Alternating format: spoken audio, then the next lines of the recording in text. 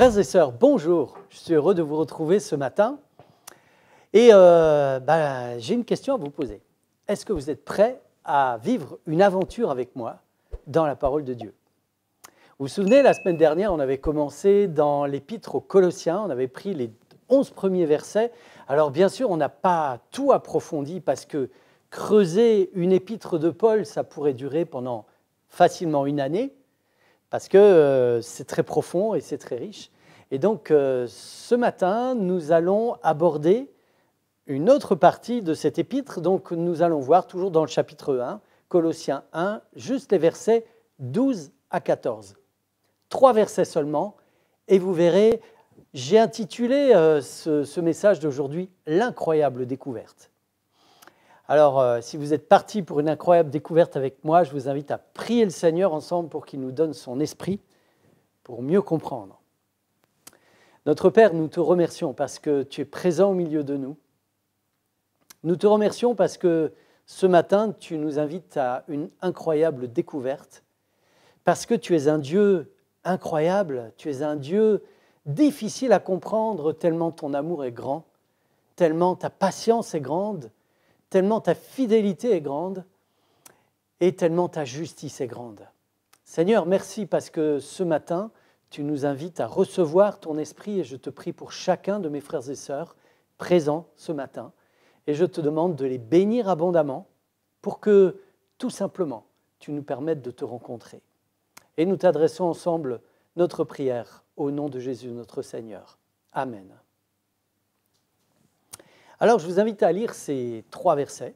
C'est donc dans Colossiens, chapitre 1, versets 12 à 14, et je lis dans la version second 1910. « Rendez grâce au Père, qui nous a rendus capables d'avoir part à l'héritage des saints dans la lumière et qui nous a délivrés de la puissance des ténèbres. Il nous a transportés dans le royaume du Fils de son amour, en qui nous avons la rédemption, la rémission des péchés. » Ce petit passage commence par rendre grâce au Père. Rendre grâce, autrement dit, le remercier, lui exprimer notre reconnaissance pour 3 choses. Ces 3 choses sont les suivantes. Premièrement, Dieu nous a rendus capables d'avoir part à l'héritage des saints dans la lumière. On va y revenir. Deuxièmement, Dieu nous a délivrés de la puissance des ténèbres. Et le troisièmement est lié au deuxièmement. Troisièmement, Dieu nous a transportés dans le royaume du Fils de son amour. Premièrement, Dieu nous a rendus capables d'avoir part à l'héritage des saints dans la lumière. Alors, je n'étais pas capable d'avoir part à cet héritage. Toi, ma sœur, toi, mon frère, tu n'étais pas capable d'avoir part à cet héritage, l'héritage des saints dans la lumière. Vous savez, il y a plusieurs choses dont je ne suis pas capable. Par exemple, je ne suis pas capable de parler chinois, ou je ne suis pas capable de faire une opération chirurgicale, quelle qu'elle soit d'ailleurs. Ou encore, je ne suis pas capable de conduire un semi-remorque, etc. Et il y a toutes sortes de choses dont je ne suis pas capable, mais je peux apprendre. Par exemple, je peux passer mon permis pour conduire un semi-remorque. Autre exemple, si je veux un jour procéder à des opérations chirurgicales, j'ai le beau-frère de mon papa qui, à l'âge de 60 ans, a commencé les études de médecine et est devenu chirurgien. Il ne l'était pas auparavant. Vous voyez, on peut tout apprendre. Si on n'est pas capable de quelque chose, c'est ce qu'on dit aujourd'hui, il suffit de volonté. Mais ce n'est pas ce dont le texte nous parle. Le texte nous dit que nous n'en avions même pas la possibilité. Et je vous présente ce petit graphique qui montre ce petit fromage qui montre les choses que nous savons. Par exemple, je sais que je sais parler français. Je sais que je sais nager. Je sais que je sais faire un lacet de chaussures. Je sais que je sais faire toutes sortes de choses. Ça, c'est une petite portion de ce camembert. Il y a une autre portion qui est faite des choses que je sais que je ne sais pas. Par exemple, je sais que je ne sais pas parler plus de 3 langues. Ou je sais que je ne sais pas faire un tiramisu. Ou je sais que je ne sais pas, qu'est-ce que je pourrais encore imaginer? Enfin, toutes sortes de choses. Vous savez, il y a beaucoup de choses qu'on sait qu'on ne sait pas faire. Ou qu'on sait qu'on ne sait pas, tout simplement. Ça, c'est une toute petite partie de ce camembert. Et puis, vous avez la grande partie qui est faite des choses que je ne sais pas, que je ne sais pas. C'est un peu difficile à comprendre. Hein. Il y a toutes sortes de choses que je ne sais pas, que je ne sais pas. C'est-à-dire, je vous donne un exemple. Avant de rencontrer le Seigneur, je ne savais pas que je ne connaissais même pas la grâce de Dieu. C'est devenu une révélation pour moi. Et c'est exactement ce dont Paul parle. Il est en train de nous dire, Dieu nous a rendus capables d'avoir part à l'héritage des saints dans la lumière. Autrement dit, ce dont Dieu nous rend capables, c'est d'une chose dont nous sommes parfaitement inconscients. Parfaitement. Nous ne savons même pas que nous ne savons pas. Vous savez, c'est comme quelqu'un qui n'a jamais entendu parler du Seigneur et qui d'un seul coup découvre l'amour de Dieu. Il découvre quelque chose qu'il ne savait même pas qu'il ne savait pas. C'est ce dont Paul parle. Vous savez, ça s'appelle une révélation. Ou, je dirais, ce matin, une incroyable découverte. Et lorsqu'on découvre ça, on découvre que Dieu, vous savez, ce n'est pas moi qui deviens capable d'eux. C'est Dieu qui nous rend capables d'avoir part à cet héritage en tant que ses enfants. Quand vous regardez le texte, rendez grâce au Père, nous dit Paul, au Père, rendez grâce au Papa qui nous a rendus capables d'avoir part à son héritage, l'héritage des saints dans la lumière. Nous avons affaire à un Père qui parle à ses enfants. Et Paul est l'interprète de ce Père qui nous dit, mais allez les amis, on va remercier ce Papa qui nous rend capables, parce qu'on ne peut pas y parvenir. Il nous rend capables d'être ses héritiers, de pouvoir goûter à cet héritage merveilleux qu'il nous a donné, qui est l'héritage des saints dans la lumière. C'est-à-dire vivre une vie dans la lumière, une vie de personne spéciale, personne qui a une valeur inestimable parce que Dieu a tout donné pour elle. Une vie de quelqu'un qui est débarrassé de, vous savez, ce poids qu'on a parfois sur les épaules, la culpabilité.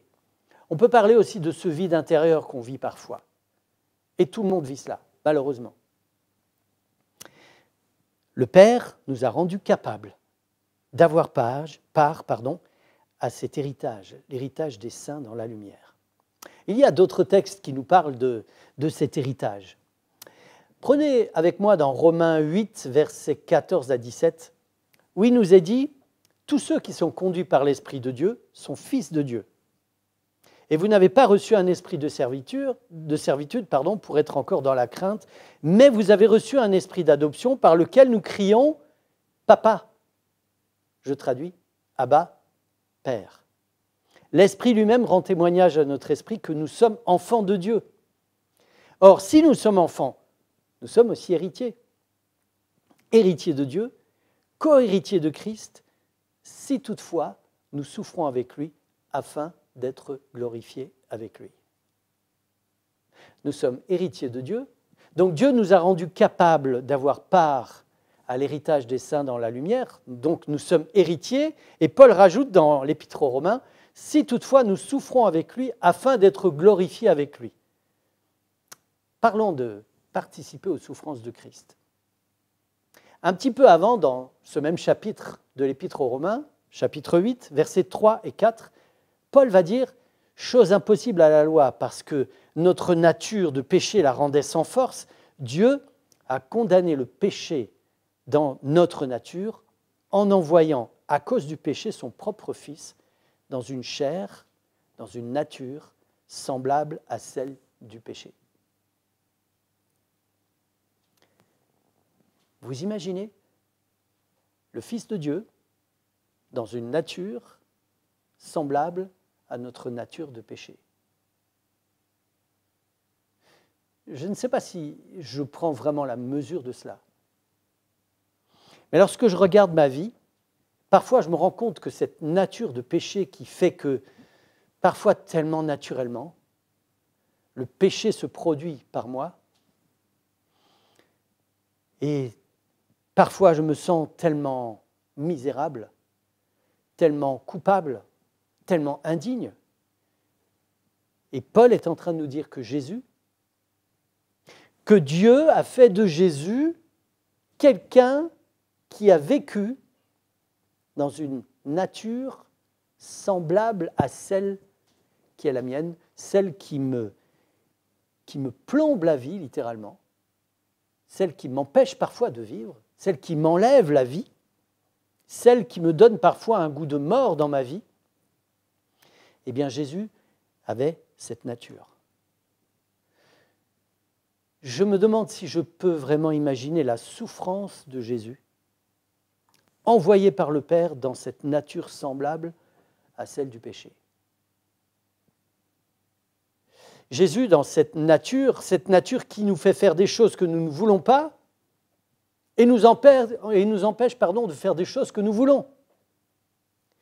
Jésus, dans cette nature qui fait que nous ne sommes pas capables d'avoir part à l'héritage des saints dans la lumière. Souvenez-vous de Jésus sur la croix, qui s'adresse à son Père et qui lui dit « Père, Père, pourquoi m'as-tu abandonné ?» Et d'ailleurs, Jésus va utiliser ce mot hébreu « Abba » qui veut dire « papa ». En fait, Jésus ne dit pas « Père, pourquoi m'as-tu abandonné ?» Il appelle son papa. « Pourquoi m'as-tu abandonné ?» À cause de cette nature de péché qui était là, chargée de notre nature, chargée de nos péchés. Jésus s'est retrouvé dans une situation d'impossibilité, comme toi et comme moi, comme nous le sommes parfois. Lorsque nous sommes dans cette situation d'impossibilité, nous nous sentons littéralement piégés. Et lorsque cette nature fait revenir certains péchés et se reproduire certains de ces péchés, certaines de ces réactions que nous ne voulons pas, nous nous retrouvons vraiment dans une situation d'impossibilité. Jésus s'est retrouvé dans cette situation. Non pas parce qu'il a péché, mais parce que Dieu l'a mis, je relis le texte, à cause du péché, il a mis son propre Fils dans une chair semblable, dans une nature semblable à celle du péché. Jésus, l'homme-dieu, s'est retrouvé attiré vers le bas. Il s'est retrouvé tenté, il s'est retrouvé tiraillé, il s'est retrouvé marqué par cette nature et finalement privé de la paix.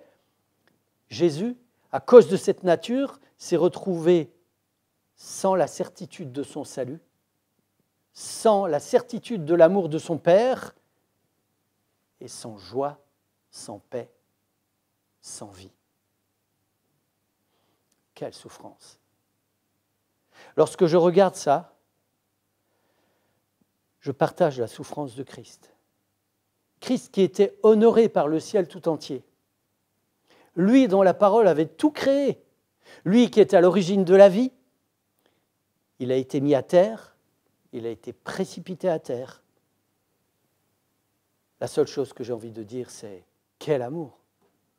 Mais quel amour! Quel amour, celui du Père qui accepte que son Fils vive ça. Quel amour, celui du Fils qui accepte de goûter à cette horreur. Et Paul nous parle de participer aux souffrances de Christ. Participer aux souffrances de Christ, c'est être capable, par la foi, d'avoir accès à l'héritage des saints dans la lumière. Autrement dit, le Père nous rend capables d'avoir à cet héritage par les souffrances de son Fils. Lorsque je vois les souffrances de son Fils, lorsque je comprends ce que Jésus a fait pour moi, lorsque je goûte à cet amour, à cette générosité, alors je suis touché. d'un seul coup, je deviens moi aussi bénéficiaire de cet amour. Et j'ai part à cet héritage des saints dans la lumière. Participer aux souffrances de Christ déclenche ma reconnaissance. Et je pense qu'il en est de même pour toi, mon frère, ma sœur. La deuxième chose que Dieu nous offre, je vous rappelle, la première, c'est de nous rendre capables d'avoir part à l'héritage des saints dans la lumière. La deuxième, Dieu nous délivre de la puissance des ténèbres. Il nous délivre de la puissance des ténèbres. Qui n'a pas envie d'entendre ce mot, ce verbe, être délivré? Enfin, délivré. Parce que parfois, nous vivons une vie comme si nous étions enchaînés, emprisonnés. Eh bien, dans l'Épître aux Éphésiens, au chapitre 1, chapitre 5, versets 1 à 8, Paul va dire « Devenez donc les imitateurs de Dieu, comme des enfants bien-aimés. » On retrouve cette idée de Dieu et ses enfants. Marchez dans l'amour à l'exemple de Christ qui nous a aimés, qui s'est livré lui-même à Dieu pour nous comme une offrande et un sacrifice de bonne odeur. Et là, Paul va parler de tout ce qu'ils étaient auparavant, les Éphésiens. Que l'impudicité, qu'aucune espèce d'impureté, que la cupidité ne soit même pas nommée parmi vous, ainsi qu'il convient à des saints. Qu'on n'entende ni paroles déshonnêtes, ni propos insensés, ni plaisanteries mal placées, des choses qui sont contraires à la bienséance. Qu'on entende plutôt des actions de grâce. Sachez-le bien, aucun impudique, impur, cupide, c'est-à-dire idolâtre, n'a d'héritage dans le royaume de Christ et de Dieu. Que personne ne vous séduise par de vains discours, car c'est à cause de ces choses que la colère de Dieu vient sur les fils de la rébellion. N'ayez donc aucune part avec eux. Autrefois, vous étiez ténèbres, et maintenant vous êtes lumière dans le Seigneur. Marchez comme des enfants de lumière. Aux Éphésiens, Paul parle de ce qu'ils étaient auparavant. Impudicité, impureté, cupidité, paroles déshonnêtes, propos insensés, plaisanteries de mauvais goût, choses qui sont contraires à la bienséance et aux vains discours, et ceux qui sont aujourd'hui, c'est-à-dire dans la lumière, loin des ténèbres, ceux qui sont aujourd'hui dans la lumière du Seigneur, ils marchent comme des enfants de lumière, ils sont enfantés par la lumière, ils brillent dans ce monde en marchant dans l'amour à l'exemple de Jésus. C'est-à-dire, touchés par Jésus, nous marchons à l'exemple de Jésus. Admirant ce que Jésus est pour nous, ce qu'il a fait pour nous, nous devenons petit à petit comme lui. Nous avons accès à l'héritage des saints dans la lumière. Dans 1 Pierre 2, versets 9 et 10, Paul va dire « Vous êtes une race élue, un sacerdoce royal, une nation sainte, un peuple acquis, afin que vous annonciez les vertus de celui qui vous a appelé des ténèbres à son admirable lumière. Vous qui autrefois n'étiez pas un peuple, et qui maintenant êtes le peuple de Dieu, vous qui n'aviez pas obtenu miséricorde, et qui maintenant avez obtenu miséricorde. » Être délivré des ténèbres, c'est marcher dans la lumière, c'est faire partie de la race élue. Je ne sais pas si vous saviez, nous sommes la race élue. La race élue de Dieu. Oui, je sais, cette expression race élue a des relents dans l'histoire qui ne sont pas très positifs. Mais nous faisons partie de la race élue, c'est-à-dire que nous avons été élus, choisis par Dieu. Et notre foi en lui nous permet de faire partie de cette nation. Nous sommes un sacerdoce royal, c'est-à-dire que nous sommes des prêtres et des prêtresses pour Dieu, pour notre roi. Nous faisons partie de la nation sainte, d'un peuple acquis, qui annonce les vertus de celui qui nous a appelés des ténèbres à son admirable lumière. Nous sommes le peuple de Dieu et nous avons obtenu miséricorde. Voilà ce qu'est marcher dans la lumière. Voilà ce qu'est être délivré des ténèbres. Et Paul, au tout début de ce passage, nous dit « Rendez grâce au Père ». Rendez grâce au Père. Le Père. Vous savez que dans les épîtres de Paul, Et là, je vais vous donner plusieurs textes. Dans les épîtres de Paul, regardez ce qu'il dit de Dieu dans chaque début d'épître. Dans l'épître aux Romains, allez, je vais y aller rapidement. Dans l'épître aux Romains, de la part de Dieu notre Père et du Seigneur Jésus-Christ. 1 Corinthiens, de la part de Dieu notre Père et du Seigneur Jésus-Christ. Pareil pour la deuxième épître aux Corinthiens. De la part de Dieu le Père et de notre Seigneur Jésus-Christ encore, dans les Galates et dans les Éphésiens et dans les Philippiens, aux Colossiens, de la part de notre Père, aux Thessaloniciens, en Dieu le Père et en Jésus-Christ, à l'église des Thessaloniciens. La deuxième épître aux Thessaloniciens, de la part de Dieu notre Père et du Seigneur Jésus-Christ. Les deux épîtres à Timothée, pareil, de la part de Dieu le Père et de Jésus-Christ notre Seigneur. À Tite, Paul dit de la part de Dieu le Père et de Jésus-Christ notre Sauveur. Et à Philémon, de la part de Dieu notre Père et du Seigneur Jésus-Christ. Oui, je sais, ce sont beaucoup de répétitions, mais en fait, chacune des épîtres que Paul a écrites, à part celle aux Hébreux, où ça n'est pas mentionné, dans chacune de ces épîtres, Paul annonce la grâce et la paix de la part de Dieu, le Père, notre Père, et du Seigneur Jésus-Christ. La notion de Père, quand Paul dit « rendez grâce au Père », la notion de Père, la notion de Papa, est toujours associée à celle de Fils. La notion de Papa est toujours associée à Jésus et à nous-mêmes, notre Père, et le Père de Jésus, notre Seigneur ou notre Sauveur. Cette notion de Père associée à la notion de Jésus, notre Seigneur ou notre Sauveur, montre le sacrifice que ce Papa va accepter de consentir pour nous. Non seulement il nous a délivrés des ténèbres, mais en plus de cela, il nous a, nous dit le texte, transportés dans le royaume du Fils de son amour. En fait, ces trois bénédictions n'en font que deux. La première, il nous a rendus capables d'avoir part à l'héritage des saints dans la lumière, parce qu'on ne l'était pas capable. Et la deuxième bénédiction, il nous a délivrés de la puissance des ténèbres et il nous a transportés dans le royaume du Fils de son amour.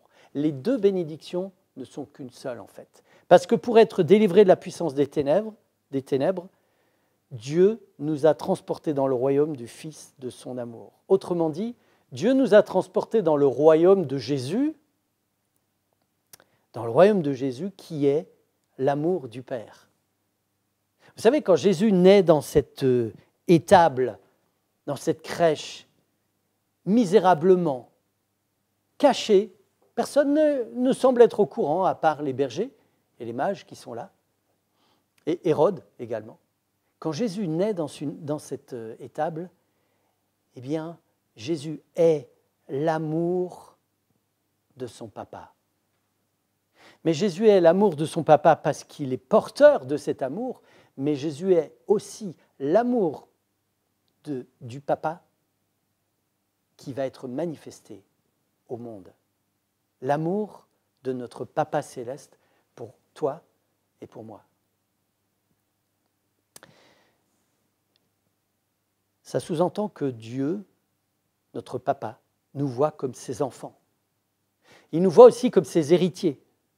Ça veut dire que Jésus est notre roi de grâce et notre roi d'amour. Ce roi qui est constamment là pour nous, à nous proposer la grâce, le pardon, la réconciliation. Et Paul va dire aux Colossiens, en Jésus, dans ce roi qui est le nôtre, nous avons la rédemption et la rémission des péchés. Donc le pardon des péchés, mais aussi un nouveau départ, pouvoir réparer, pouvoir être remis à neuf. C'est ce que ce roi nous propose. C'est quelque chose d'extraordinaire. Tout à l'heure, je vous parlais de l'incroyable découverte. Oui, c'est vraiment une incroyable découverte, ce que Dieu nous propose. Et comment ne pourrions-nous pas rendre grâce à ce Dieu-là? Comment ne pourrions-nous pas le remercier pour tout ce qu'il a fait pour nous? Jésus est notre roi de grâce et d'amour. Jésus règne sur nous et nous savons bien, il nous l'a dit, que son fardeau est doux et léger. Il est le bon berger qui donne sa vie pour ses brebis. C'est ce qu'il a fait. Autrement dit, ça veut dire que la grâce de Dieu règne sur nous. Et je te pose la question, ma sœur, mon frère, est-ce que la grâce de Dieu règne sur toi? J'aimerais vraiment que nous puissions répondre à cette question. Est-ce que la grâce de Dieu règne sur moi? Est-ce que cette grâce de Dieu, c'est la chose au travers de laquelle je vis mes journées? Est-ce que cette grâce de Dieu, c'est la chose indispensable que je vis dès mon lever? La chose indispensable que je vis à mon coucher? La chose dont je rêve, heureusement, pendant mes nuits? Ma femme, un matin, m'a dit que j'avais rêvé une de ces nuits que nous avions passées ensemble. Et je suis un petit peu somnambule. Alors il m'arrive parfois d'avoir des coups d'éclat la nuit et de m'exprimer d'une manière assez particulière. Et elle m'a dit, cette nuit tu as rêvé et tu as dit une chose magnifique. Pendant ma nuit, elle m'a juste entendu dire une phrase. J'ai juste dit, ah, la grâce de Dieu. C'était quelque chose de magnifique. Quand j'ai entendu ça, j'ai remercié le Seigneur. Parce que même pendant nos nuits, il nous remplit de sa grâce et de son amour. Il règne sur nous. La grâce de Dieu règne sur nous. Si ce n'est pas le cas, je te propose de demander ça au Seigneur. Seigneur, que ta grâce règne sur moi. Et nous vivons notre vie en fonction de la grâce souveraine de Dieu. Vous savez que Dieu nous voit au travers de Jésus. Quand il nous regarde, il voit Jésus. Et je voudrais te poser une autre question, et ça sera ma dernière question. Si Dieu nous voit, quand il nous voit, s'il voit Jésus, qu'est-ce que nous voyons lorsque nous nous regardons nous-mêmes? Qu'est-ce que tu vois lorsque tu te regardes? Lorsque tu te regardes dans le regard de Dieu, est-ce que ton cœur déborde de reconnaissance parce que tu es bénéficiaire de cette grâce, de cette paix? Parce que Dieu te rend capable d'avoir part à l'héritage des saints dans la lumière, parce qu'il te délivre des ténèbres et parce qu'il te permet de vivre dans la royauté, sous la royauté de son Fils, et que chaque jour qui passe, ta vie est transformée par la présence de Jésus dans ta vie. C'est ce que le Seigneur nous souhaite. Et je veux te proposer une chose. Je te propose de prier pour qu'ensemble nous puissions remercier ce Dieu et que nous puissions lui demander de nous aider à vivre ça d'une manière encore plus forte, encore plus présente, parce que nous en avons tant besoin. On va prier ensemble. Seigneur notre Père, nous sommes touchés par ta parole, parce qu'elle s'adresse à nous, elle s'adresse à notre cœur. Et nous sommes parfois loin de pouvoir profiter de cet héritage que tu as en réserve pour chacun d'entre nous. Et cet héritage est un héritage immense que nous avons du mal à évaluer, tellement il est grand et tellement il est beau. Seigneur, merci. Notre Père, notre Papa, merci pour cet amour que tu as pour nous. Merci d'avoir donné ton Fils pour nous. Merci parce que Jésus est venu dans une chair, dans une nature semblable à la mienne, à celle de mes frères et sœurs.